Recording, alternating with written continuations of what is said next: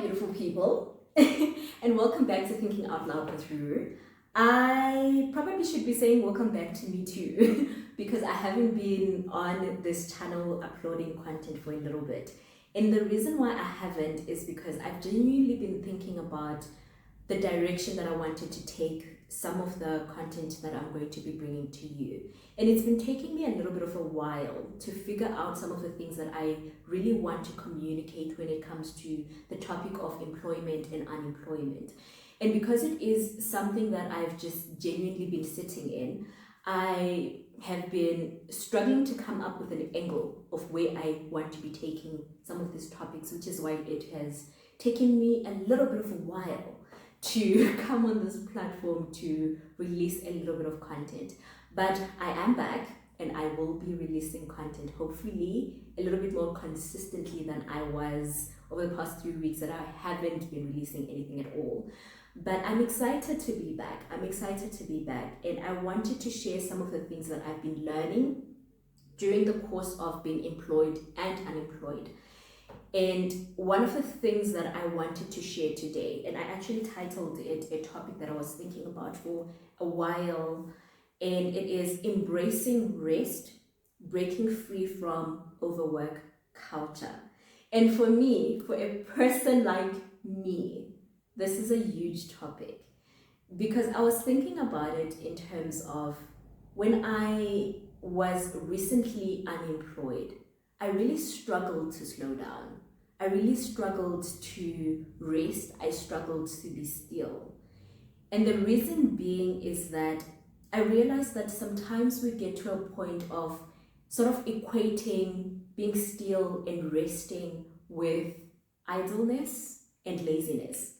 And the truth is the two are not equal at all. We actually need rest. Rest is essential to our being as human beings. And I thought about it because I was just like coming from both a Christian background and a psychology background. Both of these backgrounds or foundations of thinking literally advocate for rest. They allow for people to embrace rest. But me being me, I still struggled because think about it. When it comes to the psychology background, the psychology school of thought, it says that rest is important because for your body, it allows your body to repair itself. Because at the end of the day, during the entire day, you are working, you're lifting things, you are busy going to the gym if you go to the gym, or you're taking walks, or you're doing all these different things that put strain to your body, or you're standing for hours and hours. And all these different things put strain to your body, or even just sitting by a computer the entire day, because you're literally facing a computer screen the whole day and you're typing the entire day. Eventually your hands start to cramp up. So in order for your body to rest, you need to do something that is different from what you were doing the entire day. And that means resting, that means slowing down, so that your body can now repair itself so that tomorrow you're able to do the same things that you did before. And in terms of your mind, it allows for you to have a better memory, right? When you slow down, when you rest. And the thing is, for me, sometimes on LinkedIn, I literally go there and start reading articles about mental health. And in order for those articles that I'm reading, in order for that information to be consolidated in my mind and for me to be able to remember it, I need to have a good night's sleep. I need to have a moment of just slowing down and maybe meditating on some of the things that I read, remembering some of the things that I was reading. And of course, when it comes to also resting, sleeping, it allows you to be able to manage your emotions. Think about it this way. The last time that you didn't sleep and you slept for maybe let's say 2 hours and you had to wake up and engage with people right away. How snappy were you? How short were you with people? Were you happy? Were you smiling? Or were you just like, I need my coffee. I need my coffee to be able to wake up. Please don't talk to me for the first 2 hours of the day because I'm not awake yet and I won't say the nicest things to you. And it's normal, right? Because that's exactly what our bodies need in order for us to show up in a positive way, in order for us to be able to have energy to engage in any meaningful way that is not literally just bringing other people down. And of course, from a Christian perspective, rest is important because we know that God created the world within 6 days. And then on the seventh day, it says that he rested. And even then, I was thinking about it, even then, even thinking about that, God rested. But me as me, I'm just like, you don't need to rest. Just keep pushing, keep it moving. And even besides that, the 10 commandments, right? One of the 10 commandments is you need to observe the Sabbath.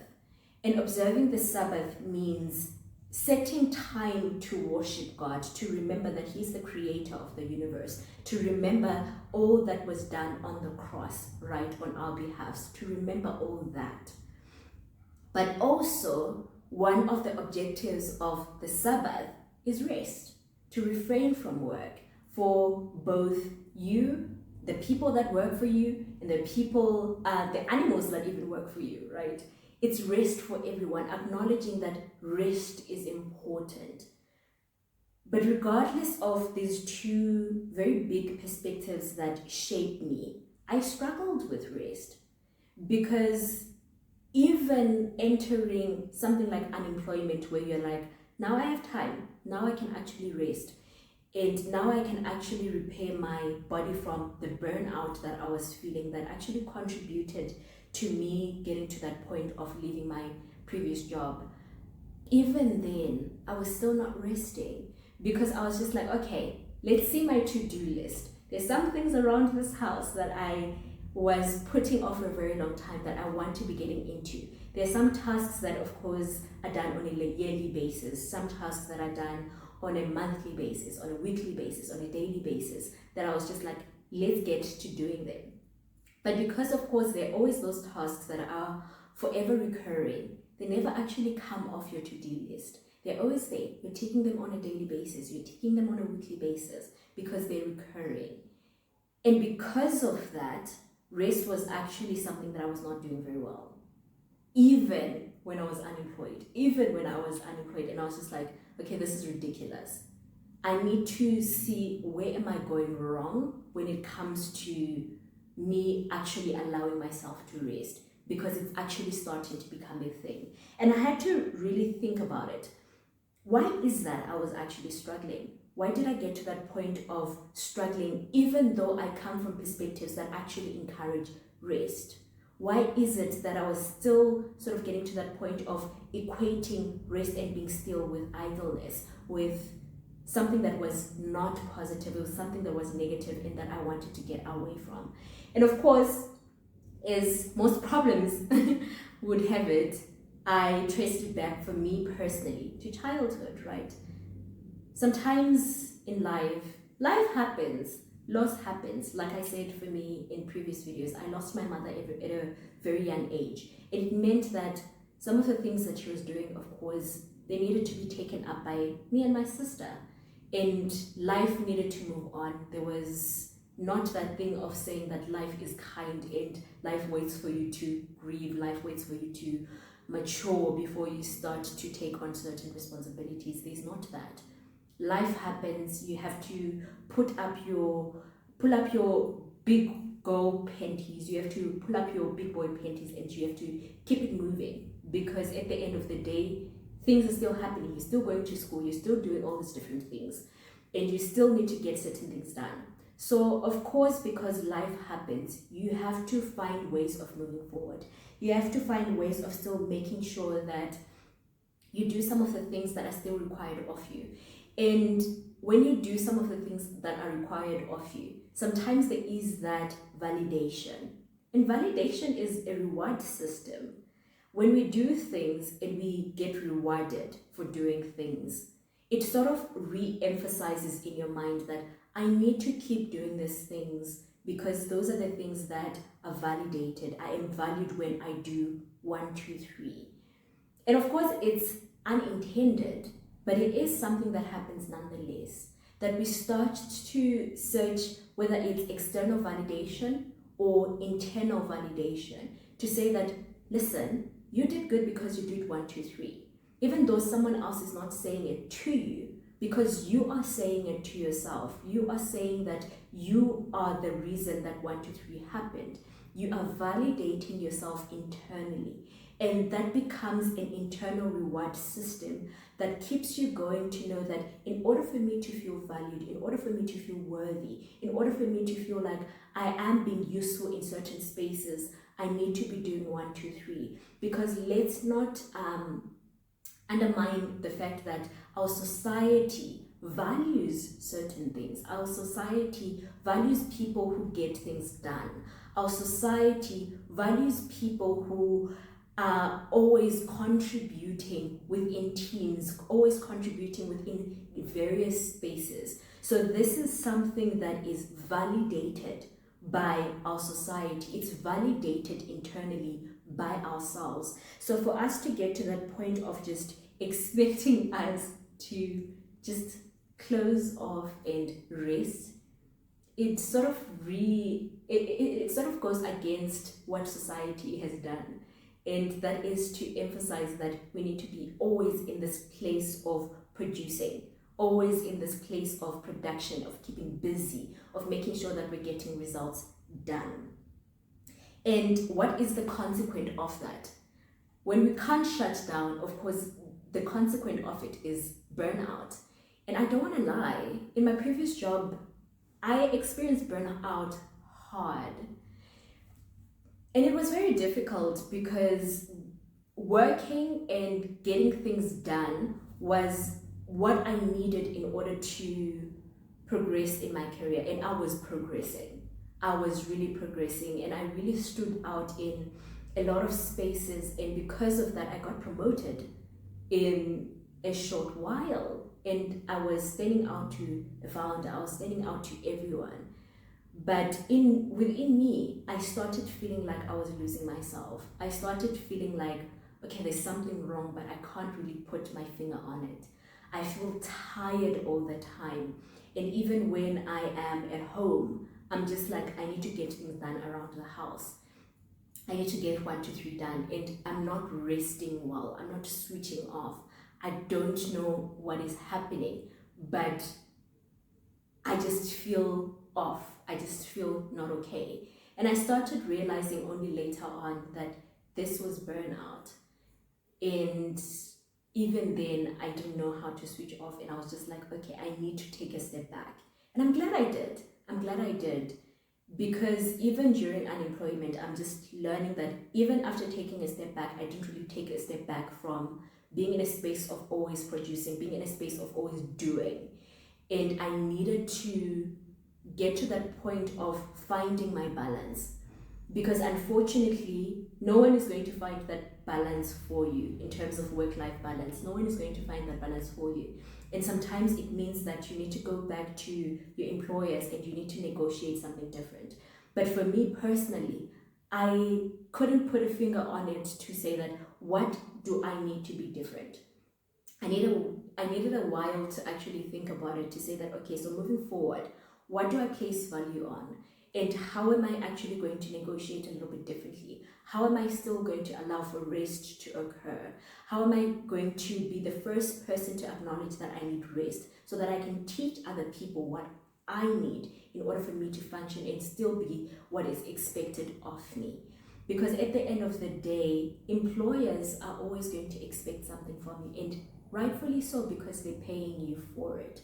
But I think sometimes in order for you to negotiate well, you need to first know what you're placing value on.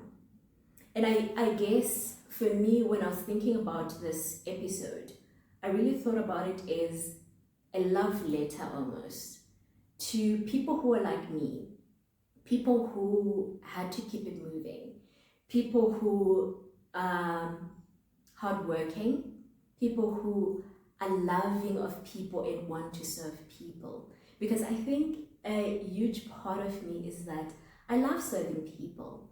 I love being in a space of making people seen, making people feel seen and making people feel appreciated. And that comes with working, that comes with producing. And for the people who are like me, know that I see you. I see the hard worker that you are. I see the person who loves people. I see the person who loves to see smiles on people's faces. I see the person who is genuinely willing to be a giver of themselves in order to get people to that point of just feeling celebrated, feeling seen, and feeling just appreciated in life. I see the person that you are. And knowing the person that you are, knowing the person that is a giver, knowing the person that is not just into receiving, but into just celebrating life by giving, knowing that person, I want you to be okay with allowing yourself to slow down, with allowing yourself to know that you too deserve rest, you too deserve stillness. And it's not because of all the different things that you've done that you deserve this. You deserve it simply because you are human. It is part of being human. So allow yourself to rest, allow yourself to slow down without feeling the guilt of saying that because I have slowed down, it means that I am lazy, because you're not that. You've already established the person that you are. You are hardworking. You're a person who loves and receives joy in seeing other people served well. So we know that about you. So remember, rest is productive. Rest is good. Rest should be embraced. And you deserve to rest. So I see you. I am you. I am you. And you're doing so beautifully. And I just wish you well. Yours, Rutendo. This is Thinking Out Loud with Ru. Thank you so much for watching.